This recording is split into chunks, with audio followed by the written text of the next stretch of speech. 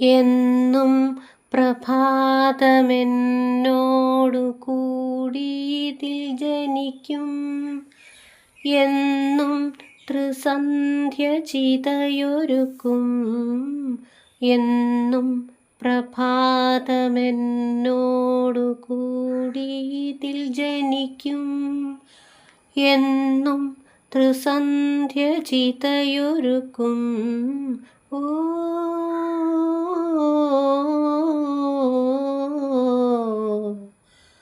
ഓ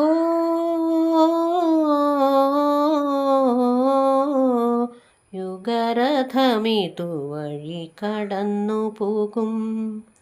കാട്, കറുത്ത കാട്, മനുഷ്യനാദ്യം പിറന്ന വീട്.